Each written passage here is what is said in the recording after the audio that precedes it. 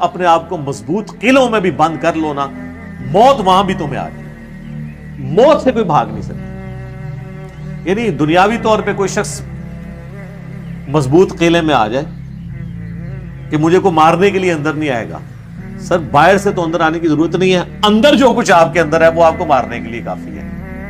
Heart failure, kidney failure, cancer, کوئی بھی بیماری لگ سکتی ہے۔ باہر کی ٹریفک کو تو کسی حد تک آپ مینج کر سکتے ہیں، لیکن جو اندر چل رہا ہے وہ تو اتنا کمپلیکس نظام ہے کہ ذرا سی بھی آپ کی صرف جو سیلز کی خلیوں کی ڈسٹریبیوشن ذرا سی بھی ڈسٹرب ہو جائے، کینسر بن جاتا ہے۔ اس کے اوپر کسی کا کنٹرول ہے؟ کتنی ینگ ڈیتھس آپ آئے دن سنتے رہتے ہیں۔ 25 سال کا لڑکا تھا جی، 30 سال کا لڑکا تھا جی، ہارٹ فیلئر سے مر گیا جی۔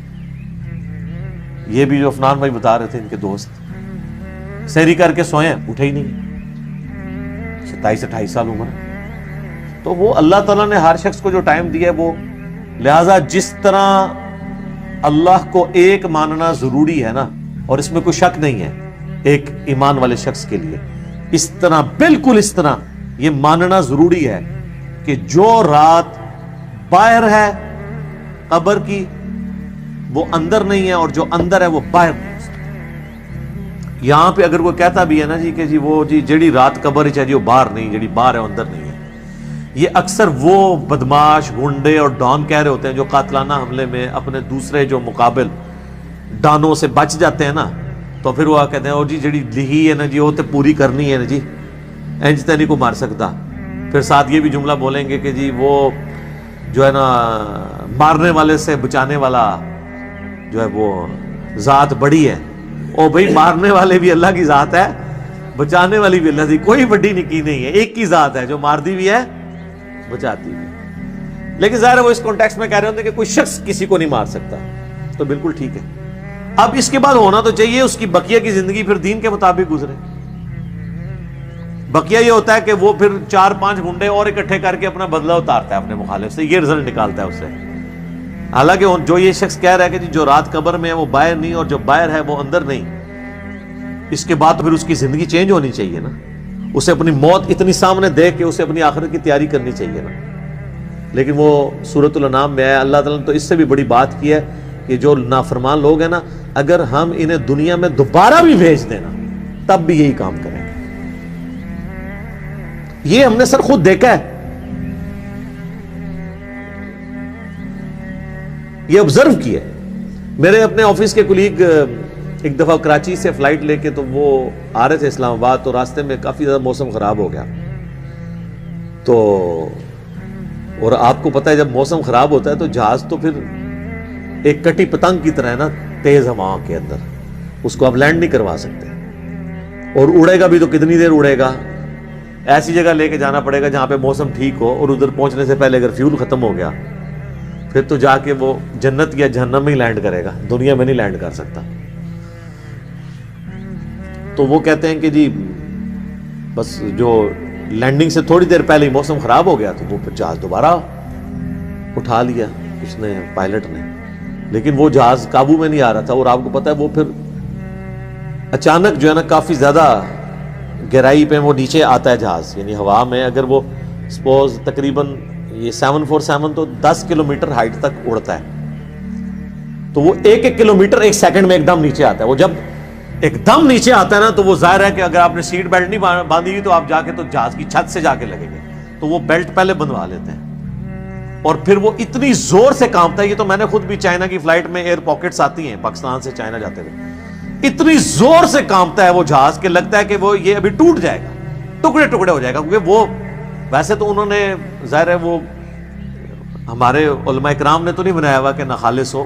وہ یعنی بڑا صحیح ڈیزائن کیا ہوتا ہے انجینئرز نے، اور اس کے اندر پوری ایک شاک ابزارو کرنے کی صلاحیت ہوتی ہے، وہ ہلتا بھی رہنا، وہ ٹوٹتا نہیں ہے، اس میں کافی ٹرسز لگا کے لچک موجود ہوتی ہے۔ بہرحال پھر بھی جو بندہ اندر بیٹھا ہوا ہے اس کو تو یہ سارے لوگ تو سائنسدان تو نہیں بیٹھے ہوتے، اور لگتا ہے کہ جناب ابھی جان گئی کہ، تو وہ جناب وہ کہتے ہیں کہ جی یعنی اس طرح لوگ کلمے پڑھ رہے تھے، اور جناب چیخو پکار استغفر اللہ، جیسے کہ ابھی اگر اللہ نے ان کو دوبارہ بھی دنیا میں بھیج دیا، کیونکہ اب تو ان کے آخری وقت ہی قریب آیا ہوا تھا نا، وہ تو یہ کنکلوڈ کر لیا، تو یہ اب جاتے ہی جو ہے نا ادھر سے مطلب سیدھا گھر نہیں جائیں گے، یہ مسجد میں جا کے پہلے وہ سنت والے 2 نفل پڑھیں گے جو سفر سے واپسی میں پڑھے جاتے ہیں، اور جتنی بے پردہ عورتیں اتریں گی یہ اتر کے اب جا کے پردہ، یعنی وہ بلکہ یہ جہاز میں بیٹھی ہوں گی اور موبائل پہ کہیں گی کہ جی برقع جو ہے خرید کے لے کے آؤ، ادو تک میں لینا ہی نہیں جہاز تو جدو تک کہ منو کو برقع نہیں دے گا، ٹھیک ہے نا جی۔ اور جو ہے نا وہ نماز کا ٹائم ہوا ہے تو وہ جہاز میں پہلے نماز پڑھیں گے تب نیچے اتریں گے، لیکن ایسا کوئی نہیں ہوتا،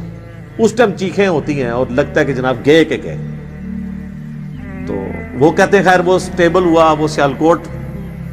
لے گئے اس جہاز کو، تو وہ جب اتارا تو جناب اب لوگ چیخو پکار کر رہے ہیں جی ہمیں جہاز سے باہر نکالا، لیکن جہاز کا تو اصول ہے، وہ کہتے ہیں نہیں جی جدھر کی سواری ہے وہیں اتاریں گے، تھوڑی دیر ریسٹ کریں گے، جب موسم ٹھیک ہو تو دوبارہ اڑیں گے۔ اب جو موت سامنے دیکھ کے ایک بار تازہ لینڈ کیا ہو، وہ کہتا ہے جی جناب تو وہ بتا رہے تھے کہ جہاز میں جناب انہوں نے منتیں کی، اب لاہور کی سواریاں تھیں جو وہ بھی کہہ رہی ہیں کہ جی آپ ہمیں یہاں پہ اتار دیں، اسلام آباد پشاور کی سواریاں بھی تھی، وہ کہہ رہی تھی سیالکوٹ سے جناب ہم، کئی لوگوں نے کہا اسی پیدل چلے جائیں گے جناب، سانو لاؤ ہوئے تھے جہاز تو لاؤ تلے، ٹھیک ہے۔ تو وہ لیکن ان کا ایک اصول ہوتا ہے، وہ انہوں نے یہ چیک کیا کہ جو سیالکوٹ کے یا قریبی علاقوں ان کو تو اجازت دے دی، لیکن دور والوں کو کہا نہیں جناب آپ کو چھوڑ کے، وہ کہتے ہیں جناب مہربانی کرو سانو چھوڑ کے نہ ہو۔ تو اس طرح موت کا یعنی روب داری ہوا ہوتا ہے۔ تو یہ یعنی بات کرنا آسان ہے، جب موت سامنے آتی ہے نا بڑے بڑے لوگ، اور یہ سورۃ النام میں جو اللہ تعالیٰ نے فرمایا نا کہ ہم انہیں دنیا میں دوبارہ بھیج دیں یہی کام کریں گے، تو یہ کرنا شروع ہو جاتے ہیں نا۔ میں خود اسلام آباد میں پشاور موڑ جو ہے نا G8 مرکز، اسی پشاور موڑ بھی کہتے ہیں، جس طرح G9 مرکز اسلام آباد میں اسے کراچی کمپنی کہتے ہیں، تو ادھر میں ایک دفعہ ایک ٹیکسی میں نے لی، تو وہ ٹیکسی والے سے میری ڈسکشن شروع ہوئی، تو وہ کہنے لگا جی مجھے تو اللہ تعالیٰ نے نئی زندگی دی ہے، کہتا ہے جی میں ادھر ہی کھڑا ہوا تھا تو پیچھے سے ایک بڑا ٹریلا آ کے چڑھ گیا، یہ ٹریلے آپ کو پتہ کس سپیڈ پہ چل رہے ہوتے ہیں، یہ بڑے بڑے جو وہ ڈیمپرز جن کو ڈیمپر کہتے ہیں، اور کہتا ہے جی میں تو گھر والے بھی آ کے بس سارے رشتہ دار کے کر کے مل کے جا رہے تھے، شفا انٹرنیشنل میں وہ کئی ہفتے تک وینٹیلیٹر کے اوپر رہا، وینٹیلیٹر پہ اس طرح کے جو لوگ ہیں بہت کم ہی ہوتا ہے کہ واپس آئیں، پھر آہستہ آہستہ ریکوری ہو گئی، یعنی وہ تو موت کے منہ سے بلکہ نئی زندگی لے کے واپس آیا۔ تو میں نے اس سے پہلا سوال یہ کیا کہ اب تم مطلب زندگی کیسے گزار رہے ہو، نماز پڑھتے ہو، مسلمان ہو؟ کہتے کہ ٹائم لگ جاتے پڑھ لیتی ہے۔ تو میں نے کہا صدق اللہ العظیم، اللہ نے سچ فرمایا، اگر ہم انہیں دنیا میں دوبارہ بھی بھیج دینا پھر یہ وہی کام کریں گے جو یہ کرتے رہے۔ تو اتنا قریب سے بھی موت کو دیکھ کر لوگ جو ہے نا وہ پھر بھی یہ باز نہیں آتے اپنے۔ موت بہت بڑی حقیقت ہے، کاش اس پہ ہمارا ایمان بھی اس لیول کا ہو تو پھر انسان کا قبلہ درست رہتا ہے۔ اب ہماری ایک اکیڈمی کے بڑے قریبی ہمارے ممبر عمر بھائی فوت ہو گئے آلموسٹ 37 ایئرس کی ایج میں، اللہ تعالیٰ ان کی مغفرت کرے، اور ماشاءاللہ انہوں نے اپنی ینگ ایج کے اندر اپنے عقیدہ توحید کی اصلاح کی، اپنے گھر والوں تک اصلاح پہنچائی، اپنے والدین تک پہنچائی۔ خوش قسمت ہوتے ہیں وہ لوگ جو جوانی میں خود بھی توبہ کرتے ہیں اور اپنے بوڑھے 70-80 سال کے ماں باپ جو روایتی دین کو، قبر پرستی کے دین کو لے کے چل رہے ہوں، بزرگ بابوں کے دین کو، ان کو بھی وہ اپنے ساتھ اس رائے حق پہ لانے میں کامیاب ہو جائیں، یہ نصیب والوں کا حصہ۔ تو ان میں سے ایک ہمارے وہ عمر بھائی بھی تھے، ان کا جنازہ بھی آپ کو پتہ ہے میں نے پڑھایا تھا، جیلم کی تاریخ میں چند بڑے جنازوں میں سے تھا، وہ ہزاروں لوگ اس میں شریک تھے۔ تو ان کی اچانک ڈیتھ ہوئی ہارٹ فیلئر سے۔ ینگ ایج میں اگر کسی کو ہارٹ اٹیک ہو تو یہ چانس ہوتے ہیں کہ اس کا ہارٹ فیل ہو جائے گا، کیونکہ ہارٹ ریئیکٹ کرتا ہے، بوڑھا بندہ پھر بھی سروائیو کر جاتا ہے۔ تو مجھے صحیح طرح یاد ہے کہ وہ ان کا ہارٹ فیل ہونے سے کچھ عرصہ پہلے کی بات ہے، 2017 میں جب میرے پہ پہلی دفعہ مرڈر اٹیمپٹ ہوئی 28 اکتوبر کو، اور اس میں میرا کافی خون بھی ضائع ہوا، کافی زیادہ زخم آیا، آپ لوگوں کو پتہ ہے۔ تو اس کے بعد میں عمر بھائی کے پاس ایک دفعہ گیا، ان کے شاپ پہ، ان کی فرنیچر کا بہت بڑا کاروبار ہے جہلم میں، تو میں نے گپ شپ شروع ہوئی تو مجھے کہتے ہیں علی بھائی میں چاہ رہا ہوں آپ کے لیے نا کوئی باڈی گارڈ رکھ دیتے ہیں تو میں اس کی پیمنٹ کر دیا کروں گا. تو میں نے ان کو کہا کہ میرے بھائی آپ کا ابھی تک یہ یقین کامل نہیں ہوا کہ موت کو کوئی ٹال نہیں سکتا. تو پھر میں نے ان کو یہی آیات کوٹ کی تھی کہ اپنے آپ کو مضبوط، اینما تکونوا یدرککم الموت ولو کنتم فی بروج مشیدہ، تم جہاں کہیں بھی ہو موت تمہیں آ کے دبوچ لے گی، خواہ اپنے آپ کو مضبوط قلعوں میں بھی بند کر لو. تو میں نے ان کو بھی یہ بات سمجھائی، میں نے کہا میرے بھائی باہر کی ٹریفک کو تو آپ کنٹرول کر سکتے ہیں، کسی حملہ آور کو تو آپ روک سکتے ہیں، اندر جو اتنی کمپلیکس ٹریفک ہے، روزانہ میرا دل 1,00,000 دفعہ دھڑک کر 10,000 لیٹر خون پمپ کرتا ہے میری نسوں میں، اس ٹریفک کو کون کنٹرول کر سکتا ہے؟ 25 دفعہ ڈریسز کرتے ہیں روزانہ میرے گردے،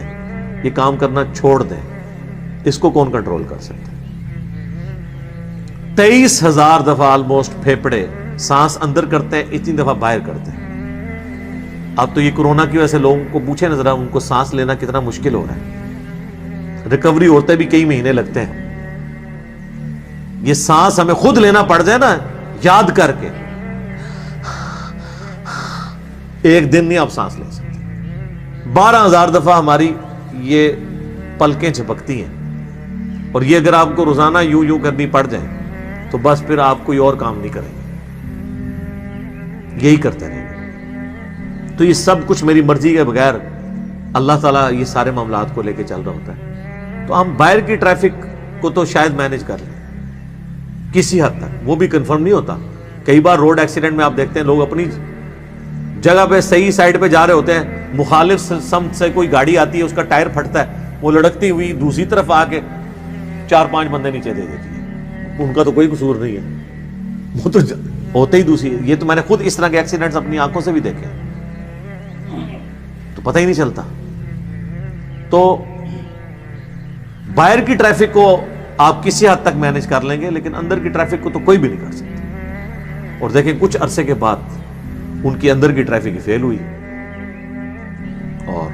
دنیا سے چلے گئے. اللہ تعالیٰ ان کی مغفرت کرے، انہیں نئے کاموں کا اجر دے، ان کی برائیوں سے درگزر کرے، اور ہمیں بھی اپنی موت سے پہلے قبر و آخرت کی تیاری کرنے کی توفیق عطا فرمائے. اللہم من احییتہ منا فاحیہ علی الاسلام ومن توفیتہ منا فتوفہ علی الایمان. آمین.